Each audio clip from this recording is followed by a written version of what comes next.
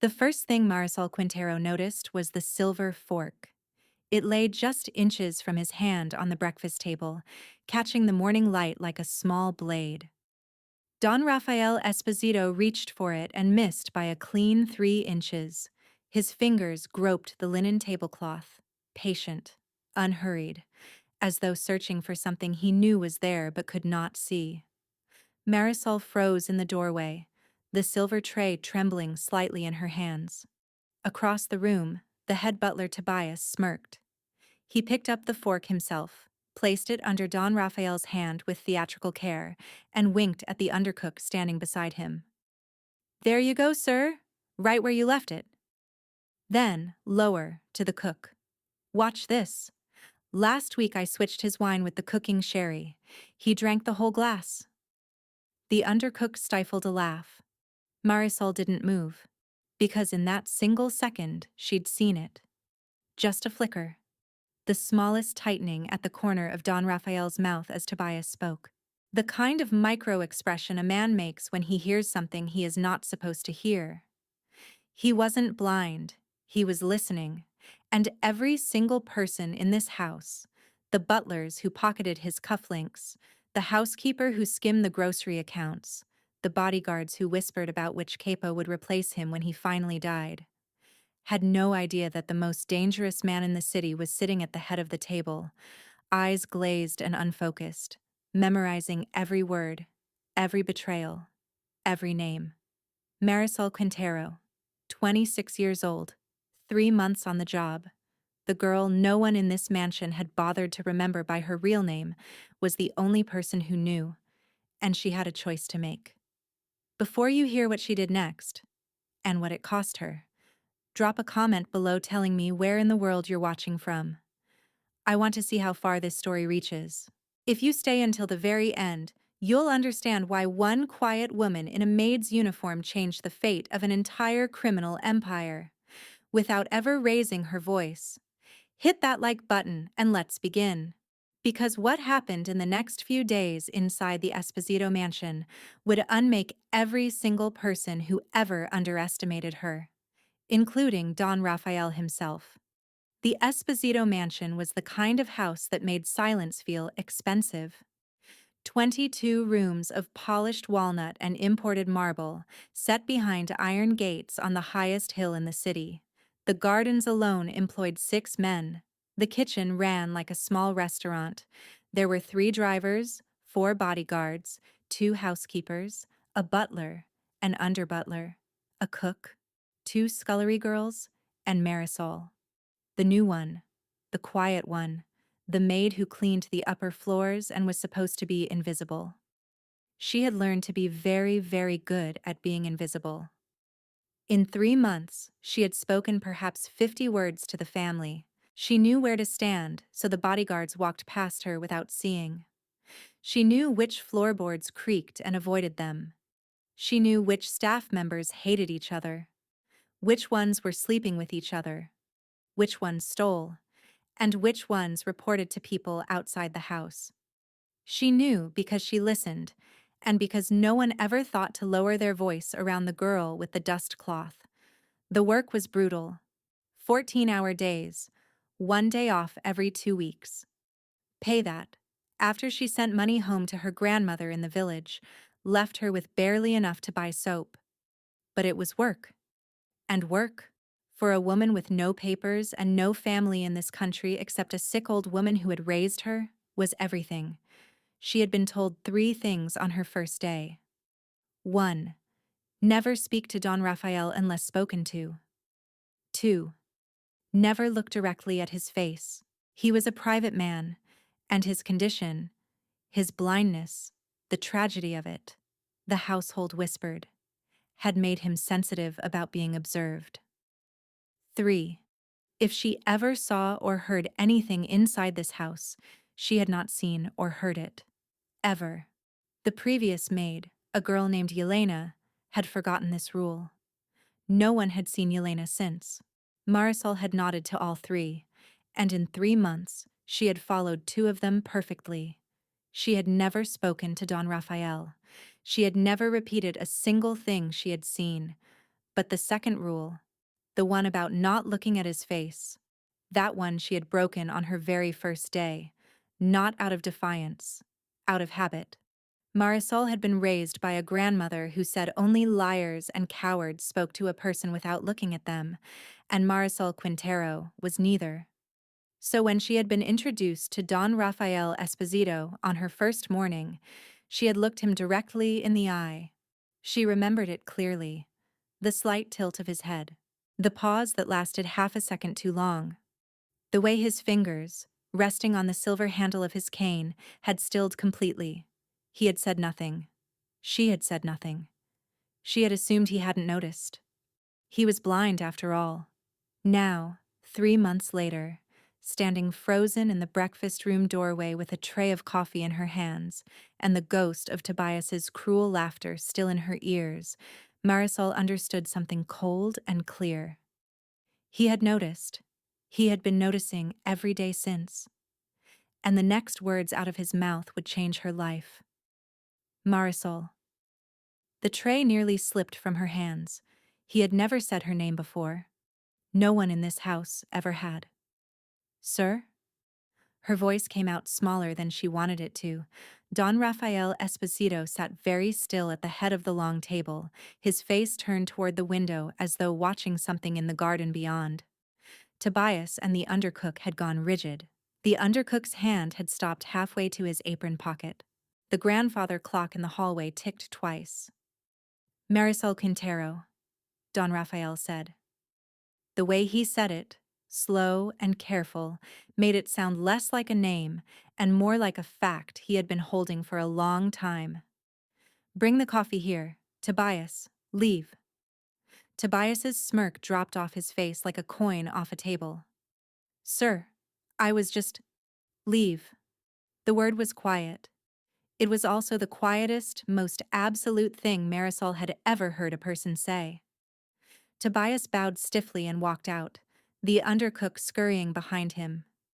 The double doors clicked shut. Marisol crossed the room. Her shoes made no sound on the carpet. She set the silver tray on the table beside Don Rafael's hand, close enough that he wouldn't have to grope for it, far enough that she wasn't crowding him. Habit. 3 months of habit. She straightened, waited. He didn't move. His eyes, pale gray, slightly unfocused, the eyes of a blind man, or so she had believed for 90 days, stayed fixed on the window. You looked at me, he said. She didn't answer. On your first morning, when Mrs. Calderon introduced you, you looked me in the eye. Marisol's mouth had gone dry. She thought of her grandmother, 3,000 miles away, sitting on the porch of a tin-roofed house, arthritic hands folded in her lap. She thought of the rent, the medicine, the papers she did not have, the girl named Yelena who had vanished. She thought, whatever I say next decides whether I see my grandmother again. She said, Yes, sir, I did. Why? Because my grandmother told me only liars don't look at people when they speak. A pause, long enough that she heard the clock tick 6 more times. Then, and she would remember this for the rest of her life, the corner of Don Rafael Esposito's mouth lifted. It was not a smile, it was the ghost of one, the kind a man wears when he hears something he has not heard in a very, very long time. Sit down, Marisol. Sir, I'm not allowed to... Sit down. She sat on the edge of the chair, hands folded in her lap the way her grandmother had taught her, back when she had been a different girl in a different country, before the world had taught her to be small. Because Marisol Quintero had not always been a maid. 3 years ago, she had been a second-year nursing student at the National University of San Andres, top 5% of her class, the first person in her family ever to attend a university. She had been studying to be a forensic nurse, the kind who worked with police, who read bodies the way other people read books. Her professor had told her she saw things others missed, patterns, lies, the small tells in a person's face when they were hiding something. Then her grandmother had gotten sick, and the cartel had moved into their village, and her cousin had been killed for refusing to carry a package, and Marisol had crossed 2 borders with $300 sewn into the lining of her coat and a forged work visa that had cost her every bit of savings she had. She had buried that girl, the student, the one who saw patterns. She had become the maid who saw nothing, because seeing nothing was the only way to stay alive. But old habits don't die. They only sleep.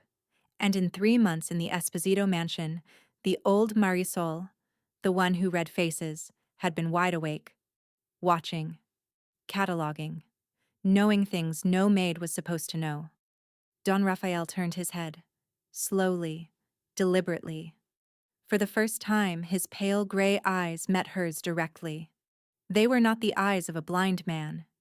They were the eyes of a man who had been waiting 3 months for this exact conversation. "Tell me, Marisol Quintero," he said softly, "what else have you seen?" Marisol sat very still. A lesser woman would have lied. A lesser woman would have dropped her eyes and said, "Nothing, sir. I have seen nothing," and walked out of that breakfast room and packed her single suitcase and disappeared into the city before nightfall.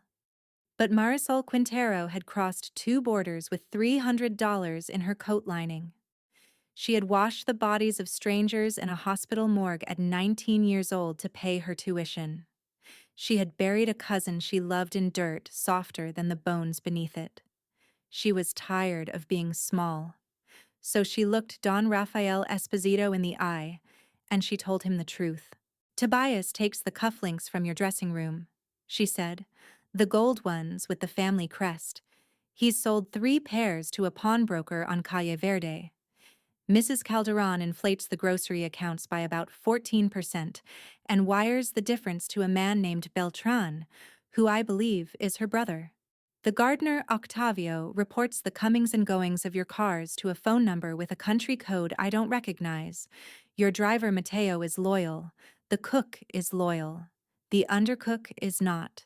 And there is a man in your study 3 nights a week between 2 and 4 in the morning who comes in through the service entrance and leaves before the dawn shift. I don't know who he is, but Tobias lets him in." She stopped. The grandfather clock ticked. Don Rafael Esposito said nothing for a very long time. When he finally spoke, his voice was almost gentle. "How long have you known I could see?" "From the first day, sir." "How?" "The way your hand moved when Mrs. Calderon introduced me. You weren't reaching for the cane. You were reaching to set it down. A blind man doesn't set a cane down in an unfamiliar position. He keeps it where his hand can find it." A silence. Then, softly, "You were a nursing student." She went cold. "Sir, how—" "I have had every member of this household investigated, Marisol. Some more thoroughly than others. The girl with the gift for reading bodies. The one whose professor wrote a letter calling her the most observant student I have ever taught. That girl was interesting to me. I wondered why she came to clean floors. Because I had no other choice, sir. There is always a choice. Not for women like me." He let that sit. He didn't argue with it. That, more than anything else, told her what kind of man he really was. Because powerful men love to argue with women like her, and Don Rafael Esposito had simply listened. "What do you want, Marisol Quintero?" She blinked. "Sir? You have just handed me information worth, conservatively, the lives of 3 of my staff. You did not have to. You could have walked out of this room and forgotten what you saw. Instead, you sat down and you spoke. Why?" She could have said any number of noble things, and they all would have been partly true, but Marisol's grandmother had also taught her, when a powerful man asks what you want, you tell him. Once, plainly, then you stop talking. 3 things, sir. Name them. My grandmother is dying in a village called San Esteban. She needs medicine I cannot afford and a doctor who will travel to her within the month. That is the first. He nodded once. The second is papers. I do not have legal status in this country. I would like that fixed properly, so that whatever happens after today, I am not a woman who can be made to disappear by a phone call. And the third? She took a breath. The third is that you stop pretending to be blind in front of me. If I am to keep working in this house, and if you are asking what I have seen, then I am done playing a part for an audience that already knows the truth. I will keep your secret from everyone else, but not from myself. The corner of Don Rafael Esposito's mouth lifted a second time. You negotiate, he said softly, like a woman who has nothing left to lose. I don't, sir. Don't what? Have anything left to lose. He looked at her for a long moment. Then he reached across the table, directly, no groping, no theater, picked up the silver coffee pot, and poured her a cup with the steady hand of a man who had been pretending to be blind for so long that his hands had forgotten how to shake. Drink your coffee, Marisol, he said, and tell me everything you have seen in this house, from the beginning. By the end of that morning, the most dangerous man in the city had a new pair of eyes, and nobody in the Esposito mansion knew it yet. The doctor arrived in San Esteban 4 days later. Marisol learned this through a single line on a slip of paper, slid under her door at 6 in the morning. Dr. Vargas arrived. Your grandmother is comfortable. Medicine secured for 1 year. No signature, none needed. She read it sitting on the edge of her narrow bed in the servants' wing, and for the first time in 3 years, she put her face in her hands and cried. Not the silent, swallowed crying she had taught herself to do, but the deep, ugly kind that came up from somewhere under the ribs. When she was done, she washed her face in cold water and went to work. But something had shifted. She started walking differently. Not dramatically. Marisol was too careful for that. She still kept her head slightly down. She still moved through corridors like a shadow. But her shoulders had dropped half an inch from where she had been carrying them. Her steps were a fraction longer. When Mrs. Calderon snapped at her in the kitchen for slicing the bread the wrong direction, Marisol looked up from the cutting board, met the housekeeper's eyes calmly, said yes, ma'am, and went on slicing. And Mrs. Calderon, for reasons she could not have explained, looked away first. Tobias noticed. He was the kind of man who noticed everything that affected Tobias. 3 days after the breakfast that had changed her life, Marisol was polishing the banister on the second-floor landing when Tobias came up the stairs behind her. He stopped a step below her, which put their faces almost level, and he smiled the way a snake smiles before it strikes. You're walking around like you own the place lately. Just doing my work, Mr. Tobias. Funny thing. He leaned closer. He smelled of pomade and something fermented. Mrs. Calderon said the master called you into the breakfast room last week. Just you. Sent everyone else out. Marisol did not stop polishing. He spilled his coffee, sir. He needed someone to clean it up. Did he? Yes, sir. And it took you 40 minutes to clean up a spilled coffee. He likes things thorough, sir. Tobias studied her for a long moment. Then he laughed, a short, mean laugh, and went on up the stairs. But at the top, he paused, turned, and said over his shoulder, Be careful, little maid. Yelena thought she was special too. He disappeared down the corridor. Marisol kept polishing the banister. Her hand was perfectly steady, but her mind was already moving. That night, after her shift ended, she did not go to her room. She went to the small chapel at the back of the property, a place none of the staff used except on Christmas, and she pulled out, from beneath a loose floorboard near the altar, a thing she had hidden there on her second week in the house, a notebook, plain black, cheap, the kind they sold at the corner store for the price of a coffee. In it, in her tight, neat handwriting, in a private code she had invented on a hospital ward at 20 years old to keep notes on patients without violating confidentiality, she had recorded everything. Every conversation overheard, every name, every time, every face seen at a window. every car license plate she had memorized while shaking out a rug. 3 months of patient observation by a woman trained to read what bodies and rooms and silences were saying. She had told Don Rafael some of it. She had not told him all of it. Because Marisol Quintero was not naive, and she did not yet know if Don Rafael was a man she could trust, or only a man whose enemies happened today to be the same as hers. She copied a small section of the notebook onto a separate sheet of paper, folded it, sealed it in an envelope, wrote a single name on the front. A name she had memorized 3 years ago from a newspaper article about a journalist in this city who had survived 2 assassination attempts and was still publishing. A woman named Bibiana Solano. She put the envelope inside the notebook back beneath the floorboard, and the floorboard back into place. If something happened to her, the floorboard would be found eventually. The notebook would reach Bibiana Solano, and every name in this house would burn. She walked back across the dark garden toward the servants' wing, and as she passed the main house, she happened to look up at the second floor. Don Rafael Esposito was standing at his bedroom window, watching her. He did not pretend to look away. Neither did she. She kept walking. The summons came on a Thursday. Mrs. Calderon delivered it personally, which itself was strange. Mrs. Calderon did not normally deliver anything to Marisol except complaints. The housekeeper stood in the kitchen doorway, lips pressed thin, holding a stiff white card the size of a postcard. "You are to attend the Sunday family dinner," she said.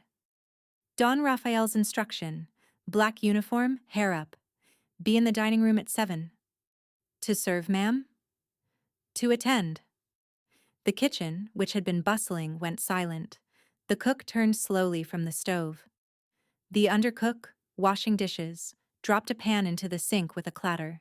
From the pantry, where Marisol could not see him but could feel him, Tobias went very still. Mrs. Calderon set the card down on the counter as though it had burned her. "I do not know what you have done, girl," she said in a voice low enough that only Marisol would hear it. "But I have worked in this house for 19 years, and no maid has ever been invited to the Sunday dinner. Whatever it is you think you are wrong. He plays games. He has always played games. And the staff who think they have become favorites are the staff who end up like Yelena." She walked out. Marisol picked up the card. It was thick cotton stock, the kind used for wedding invitations, and on it, in a hand she did not recognize, was written only, "Sunday, 7 p.m., wear what you like." Wear what you like. Not the black uniform Mrs. Calderon had ordered. Don Rafael had written one thing. Mrs. Calderon had told her another. Already the test was beginning, and Marisol had not even left the kitchen. She did not own anything to wear. She had 2 uniforms, 2 pairs of work shoes, 1 threadbare coat, and a single dress. A knee-length linen thing the color of pale river stone that had belonged to her mother, who had died when Marisol was 14. She had carried it across 2 borders folded into the bottom of her bag. She had never worn it. There had never been an occasion. On Saturday, her one day off that month, she took the dress to a seamstress 2 neighborhoods over, an old Salvadoran woman who worked out of her front room and asked no questions. Marisol pointed to the side seams which had loosened, to the hem which needed lifting, to the neckline which was too high for the woman she had become. "Make it fit me," she said. "Not the girl I was. Me." The old woman ran her hands over the linen, nodded once, and told her to come back at 5. Marisol spent the rest of the day walking the city. She bought a cup of coffee she could not afford and drank it slowly at a sidewalk table. And she thought about her grandmother in the village, and her mother in the ground, and her cousin who had refused to carry the package, and the girl named Yelena who had vanished. She thought about Don Rafael Esposito, and how a man could be cruel and just at the same time, and how she did not yet know which one he was going to be to her. When she picked up the dress at 5, it fit her like it had been waiting 20 years for her body to grow into it. The old seamstress would not take her money. "You will tell me one day," she said, "what this dress was for, and then I will know if I did right." Sunday at 7, Marisol walked from the servants' wing across the long courtyard to the main house. The pale linen dress moved around her knees like water. Her hair was up. She wore her mother's small silver crucifix and nothing else. The dining room doors stood open. Around the long table sat 7 people she had never seen before in her 3 months at the mansion. Family, capos, a priest, a woman in her 60s with hard, intelligent eyes. At the head of the table, Don Rafael Esposito rose to his feet, eyes pale, unfocused, every inch the blind patriarch, and held out a hand toward the empty chair on his right. "Gentlemen," he said, "this is Marisol. She will be joining us tonight." Every face at the table turned toward her, and Marisol Quintero, immigrant, maid, ghost, walked into the room without lowering her eyes. The first man to speak was Don Rafael's younger brother. Emiliano Esposito was a heavy man in his 50s, with rings on 3 fingers and the eyes of someone who had grown rich without ever having to be clever about it. He looked Marisol up and down the way a butcher looks at a cut of meat he is deciding whether to buy. "Rafael," he said, not taking his eyes off her. "What is this?"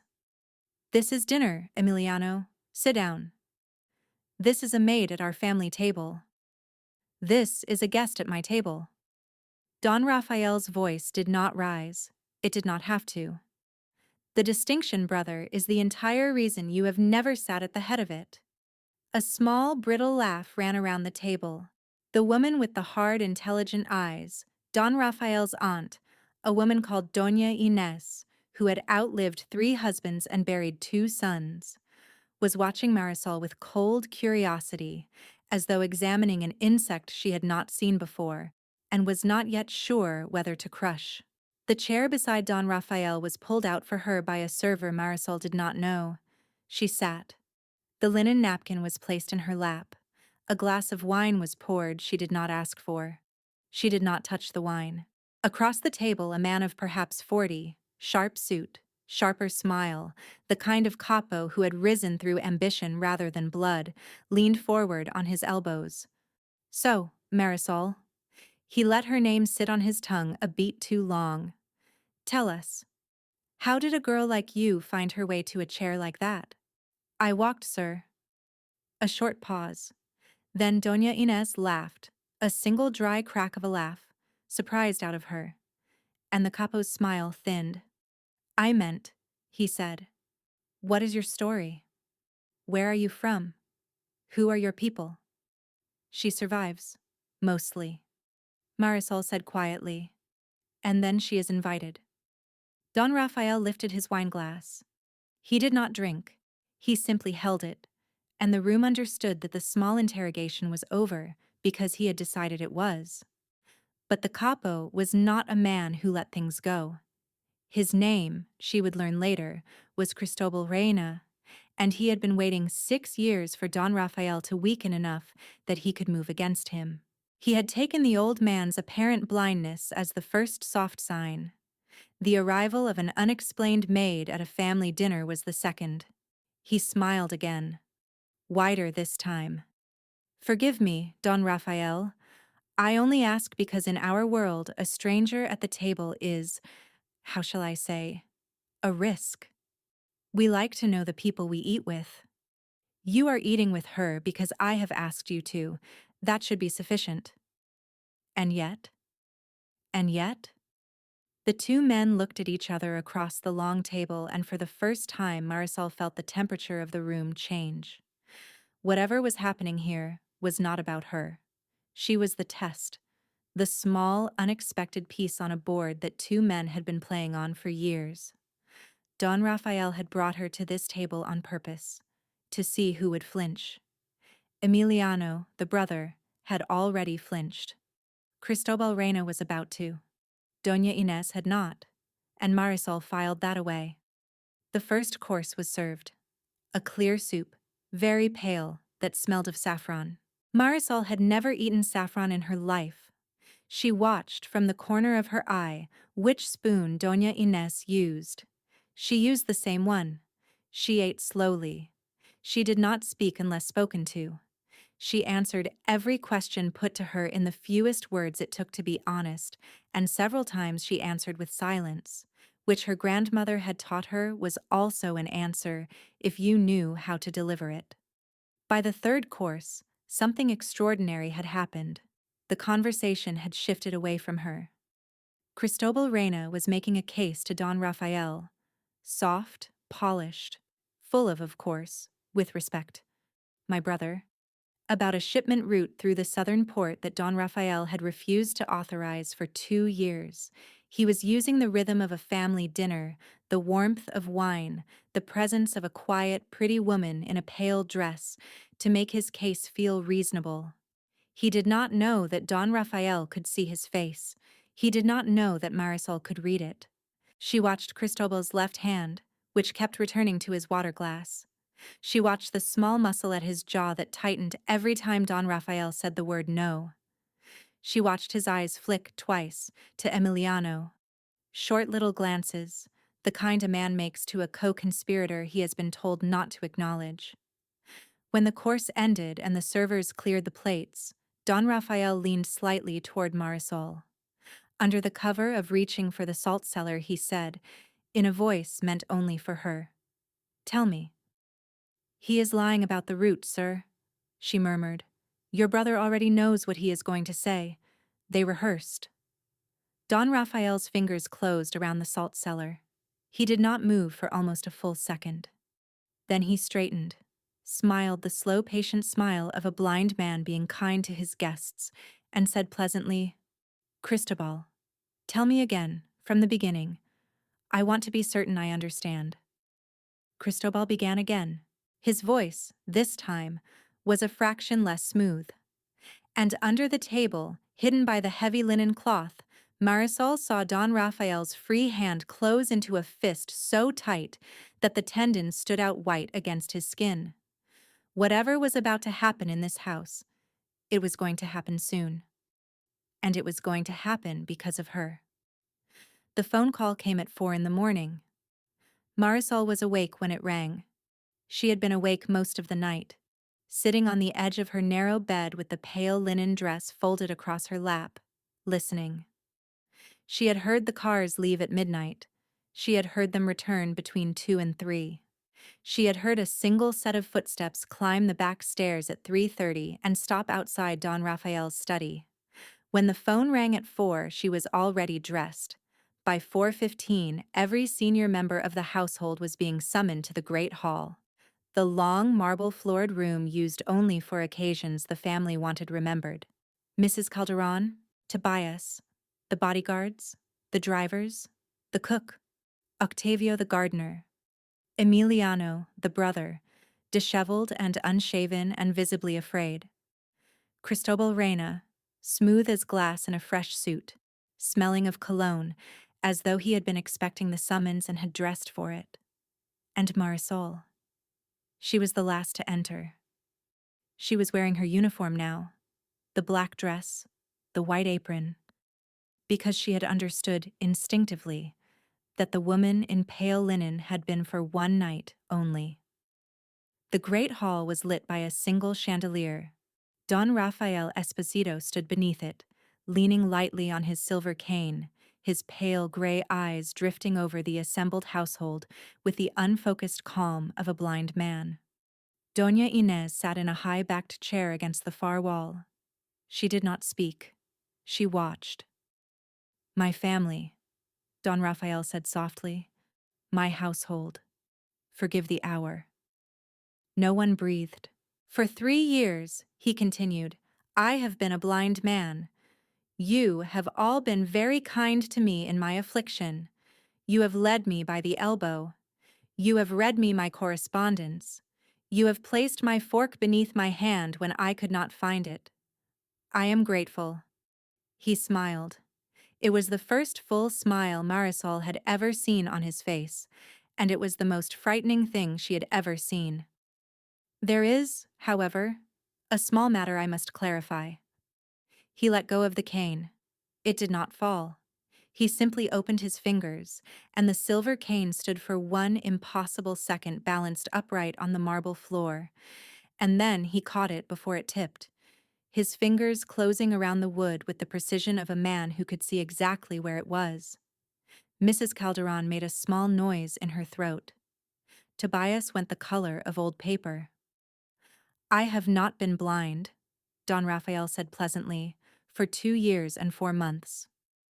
The silence in the great hall was the kind that has weight, the kind that presses down on the chest. "I lost my sight briefly after the explosion that killed my son. The doctors said it would return, and it did, slowly, over 8 months. By the time it was fully restored, I had learned something. A blind man hears things a sighted man does not. A blind man is told things in his presence that no one would say aloud if they thought he could see their faces. A blind man, if he is patient, will eventually be shown the true character of every person who works for him." He looked slowly around the room. "I have been very patient." Tobias broke first. His knees did not give way. They bent, deliberately, in a parody of bowing. "Sir, Don Raphael. Sir, whatever you have heard, whatever has been said, I swear on my mother's life." "Your mother died in 2009, Tobias. I attended the funeral. You did not." Tobias closed his mouth. "The cufflinks," Don Raphael said gently. "The pawnbroker on Calle Verde. 3 pairs. The crest of my grandfather. Sold for 1/4 of their value to a man whose grandson, incidentally, works for me. You have been giving me back my own gold for over a year, Tobias, every time I sent you to recover it. I let you. I wanted to see how long you would do it before your conscience stopped you. The answer was forever." Tobias did not speak. Don Raphael's eyes moved on, to Mrs. Calderon, to Octavio, to the undercook. He did not name what they had done. He did not need to. Each of them, one by one, lowered their eyes when his gaze met theirs. Then he came to Cristobal Reyna. Cristobal had not moved. He had not flinched.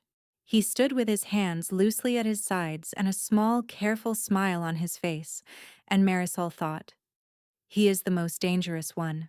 He is calculating whether he can still walk out of this room alive." "Cristobal," Don Raphael said, "my brother in the work, if not in blood. I will not insult you by listing your trespasses in front of the staff. We will speak privately. Tonight. In my study. You will tell me before the sun rises the full name of every man my brother has promised a seat at this table once I am dead. If your list matches the one I already have, you will leave this house alive. If it does not, you will not." Cristobal Reyna inclined his head, a fraction of an inch. Emiliano made a sound like a man being struck. Don Raphael turned finally to Marisol. The whole room turned with him. "And Marisol Quintero," he said. His voice changed. It softened. "Step forward." She stepped forward. Her hands were folded in front of her. Her eyes were on his. "This woman," he said to the room, and his voice carried now, calm and absolutely unanswerable, "looked me in the eye on the first morning she entered this house. She did so when she had been told not to. She did so because her grandmother taught her that only liars look away.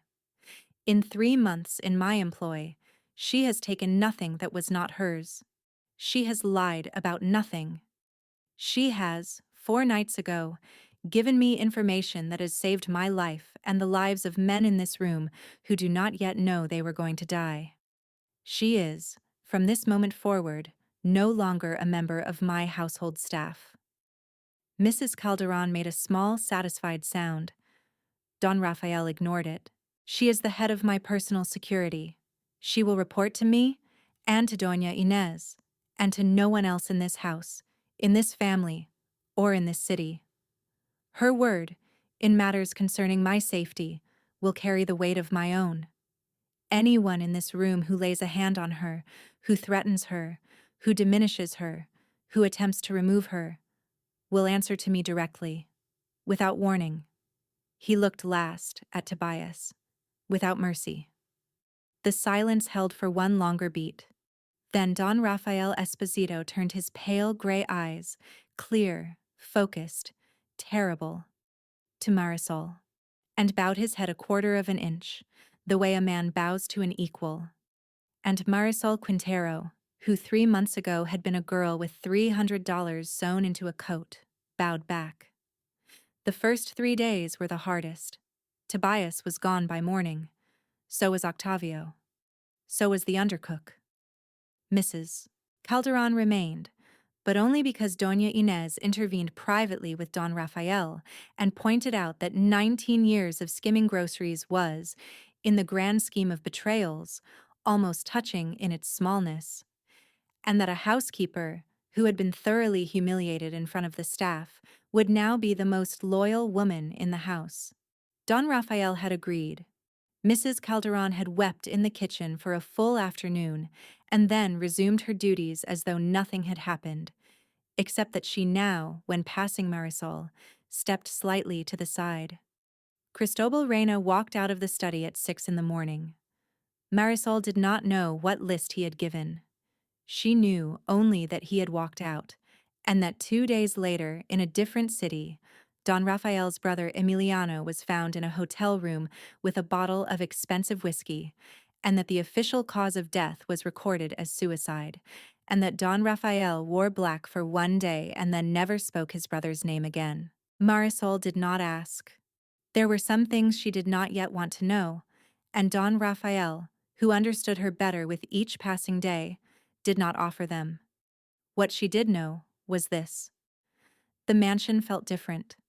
The staff who remained, 12, down from 23, moved with a new and absolute precision because they had all witnessed what happened to a household when its master decided to stop pretending.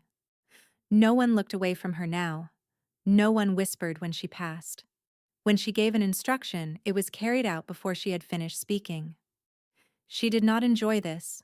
She had been on the other side of it for too long to enjoy it, but she did not refuse it either. On the 4th morning, a black car arrived at the gates. From it stepped a small gray-haired woman with a lawyer's briefcase and the unmistakable bearing of a person who had spent her life winning. She was shown into the study. She was there for 2 hours. When she left, Marisol was called in. On Don Rafael's desk lay a folder. Inside were papers. Real papers, issued in her real name. Permanent residency, a tax identification number, a passport application already approved, and, tucked behind everything else, almost as an afterthought, a deed. A small house, in the village of San Esteban. 3 rooms, a garden, a tin roof newly replaced. Registered in the name of her grandmother, with Marisol Quintero as the sole inheritor. She stared at the deed for a very long time. "You did not ask for this one," Don Rafael said quietly. "No, sir. I know. That is why you have it." She did not cry. She was past crying now. She folded the deed back into the folder with hands that did not tremble, and she said, "Thank you." He nodded. Then, because it had to be said, she added, "This does not buy me, sir." "I know that too, Marisol." "Good." She walked out. That night, as she crossed the courtyard back to the staff wing, though she had been told, twice now, that a room had been prepared for her in the main house, and she had refused both times, a man stepped out of the shadows by the garden wall. He was not one of Don Rafael's men. He held something small and dark in his hand. And in the half-second before Marisol's body did what 3 years of survival had trained it to do, she thought, very clearly. Cristobal Reyna kept a list of his own. She moved before he did. The thing in his hand was a knife. Short, weighted, the kind a man carries when he wants to be quiet. And she did not try to fight him for it. She had lived long enough to know that a woman of her size did not fight a man of his size for a blade. Instead, she did what her cousin had taught her when she was 16. She dropped. straight down, knees to gravel. One hand already inside the small leather pouch at her belt where, since the night of the Great Hall, she had carried a thing Don Raphael had given her without ceremony. A flat black panic transmitter the size of a coin, with a single recessed button. She pressed the button as she fell. The man lunged. The knife went over her shoulder, opening a clean line through the fabric of her uniform sleeve and into the skin beneath. She felt the heat of it more than the pain. She rolled, came up against the garden wall, and the man was on her again. And then he was not, because two of Don Raphael's bodyguards came through the courtyard at a dead run, and the next thing Marisol heard was the sound of a man being taken to the ground. It was over in 11 seconds. She had been counting since she was a nursing student, a habit from emergency rotations. Count the seconds, because seconds tell you how bad it really was. 11 seconds. A 4-inch cut on her upper arm. A torn sleeve. A bruised knee. She was alive. Don Raphael came down to the courtyard in a dressing gown, walking fast, and when he saw her sitting against the wall pressing her own hand to the cut on her arm, his face did something Marisol had never seen it do before. It broke. For 1 full second. And then it reassembled itself, harder than before. "Inside," he said. "Now, doctor." "I'm fine, sir." "Inside." She let him help her up. He did not touch her arm. He touched her elbow, the way you touch someone you are afraid will break. And he walked her into the main house. And when Dr. Vargas came an hour later and stitched the cut in 7 neat sutures, Don Raphael did not leave the room. He stood by the window with his back to them, and he did not speak. And Marisol understood that someone, somewhere in the city, was going to pay for the 4-inch cut on her arm in a way she did not want to imagine. She said when the doctor had gone, "It was Cristobal." "I know." "You let him walk out of the study, sir." "I did." "Why?" He turned from the window. He looked tired. He looked, for the first time since she had met him, his actual age. 62, she had learned, though he carried himself like a man 10 years younger. "Because I needed him to do exactly this, Marisol. A man like Cristobal Reyna does not stop. If I had killed him in the study, I would have buried 1 man and inherited his 3 lieutenants, and their 12 men and their 40 soldiers, and the war would have lasted a year. By letting him walk out, I gave him the chance to do something stupid. Something that would justify, in front of every other capo in this city, the war I am about to start. He has just given it to me. Tonight. By sending a man to kill the woman I declared, in front of witnesses, to be under my direct protection." He paused. "But I did not think he would move so quickly. I was wrong, and you bled for it. I am sorry, Marisol." She had never heard a man like him say "I am sorry" and mean it. "Sir," she said, "I survived 2 boarders with $300 in my coat. I survived a cousin in the ground. I will survive 7 stitches." Something in his face eased. Not a smile, something quieter. "You will," he said. "Yes, you will." In the weeks that followed, the city changed. Marisol did not see most of it. She read about some of it in the papers. A capo found in his car. A safe house on the south side abandoned overnight. A judge who had been on Cristobal Reyna's payroll for a decade resigned suddenly and moved to the coast. A woman journalist named Bibiana Solano, yes, that Bibiana Solano, published a long, careful, devastating article about a criminal organization undergoing what she called, with dry precision, a quiet internal correction. What Marisol did see was this. She saw Don Rafael Esposito, every morning at 7, take his coffee in the breakfast room with his eyes wide open and his cane left leaning against the wall. She saw him introduce her, to every visitor who came to the house, by her full name and her full title. She saw him defer to her, in front of men who had known him for 30 years, on every matter concerning who entered and who left the property. She saw him, once, when he thought she was not looking, stand in the doorway of the chapel where she had once hidden a notebook beneath the floor, and bow his head as though praying, though she had never known him to be a praying man. And on the night Cristobal Reyna was found, 3 weeks later, in a manner Marisol did not ask about and was never told, Don Rafael came to her in the small office given to her in the East Wing and laid on her desk without comment a single sheet of paper. It was the deed to the Esposito mansion. Joint ownership. Her name beside his. She looked up at him. "Sir? I am not asking you for anything, Marisol. I am telling you what is true. Half of this house has been, in every way that matters, yours since the morning you sat down at my breakfast table and told me what you had seen. I am simply putting it on paper." She looked at the deed. She did not sign it that night, but she did not refuse it either. 1 year later, a girl arrived at the gates of the Esposito mansion. She was 19, perhaps 20. She wore a coat that had been mended 3 times. She carried one small bag, and inside that bag, Mrs. Calderon would discover, when she searched it as protocol now required, were 2 changes of clothes, a photograph of an old woman, and a folded letter addressed in careful handwriting to Señora Marisol Quintero. The girl had walked from the bus station for 2 hours. She told the gate guard her name was Yelena. The guard did not flinch. The new staff had been trained not to flinch at anything.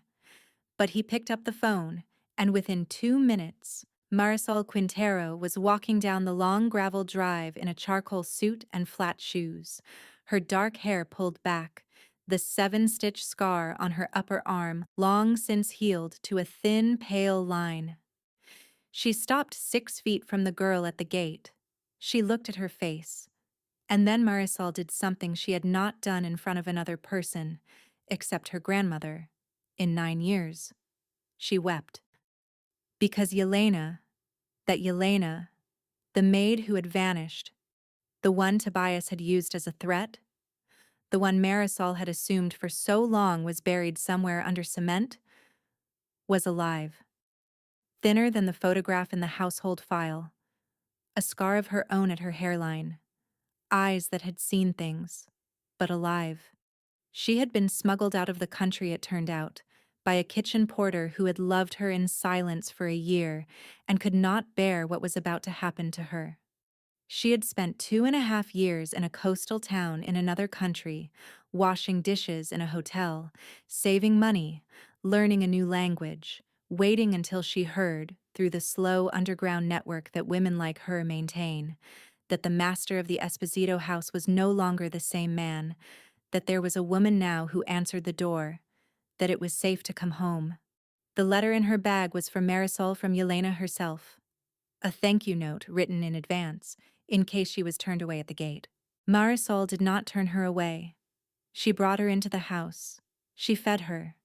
She sat with her in the small East Wing office and listened to the whole story without interrupting once, the way her grandmother had taught her to listen to people who had survived things. Within the hour, Dr. Vargas was at the mansion examining the old scar at the girl's hairline, and within the week, Yelena had a job.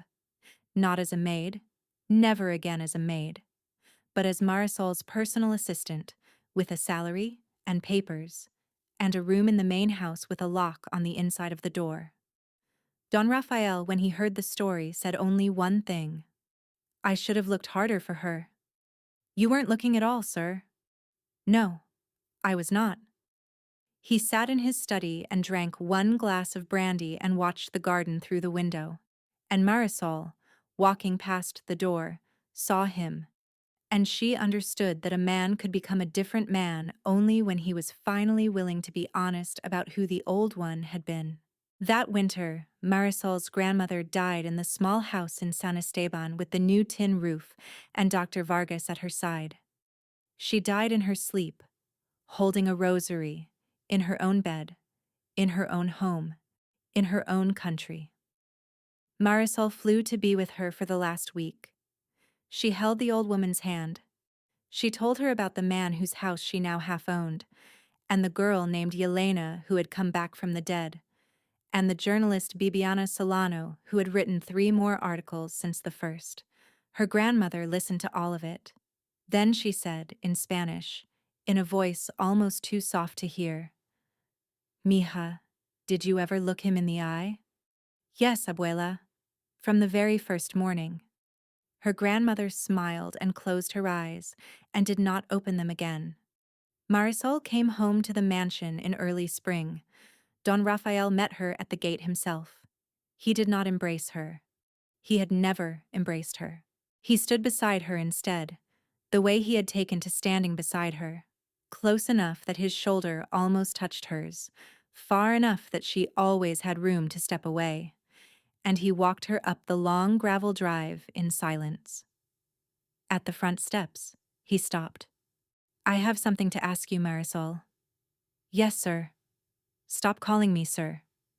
"Yes, Raphael." He nodded, as though that, on its own, had been the question. Then he said, "I am 63 years old. I have been many things in my life, most of them worse than I will ever tell you. I do not have the right to ask you for anything more than I have already taken. But I am going to ask you anyway, because my grandmother, like yours, taught me that only liars and cowards do not say what they mean. So I am asking, will you stay? Not as my employee, not as my head of security, not as the half-owner of a house, as a woman, beside a man, for whatever years I have left, and whatever life is built between us in those years." She looked at him. She looked at the house behind him, the great gabled roof, the iron gates, the gardens she had once cleaned. And she thought of the girl who 3 years ago had crossed a border with $300 in her coat lining and the name of a journalist memorized like a prayer. She thought, that girl is not gone. That girl made me. That girl is the reason I can answer this. She said, "Yes, Raphael." She said it once, plainly, and then she stopped talking, because her grandmother had taught her that too. He bowed his head a quarter of an inch, the way he had bowed it in the great hall a year ago. And Marisol Quintero, immigrant, maid, ghost, woman, bowed back.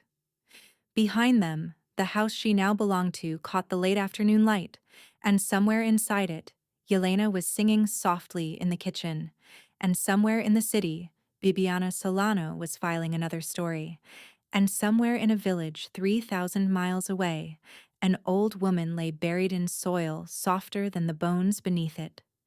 And somewhere, in every country in the world, a quiet woman in a uniform was being underestimated by people who would, sooner or later, learn what it cost them. The trick, Marisol's grandmother had always said, was very simple. You looked them in the eye, and you did not look away.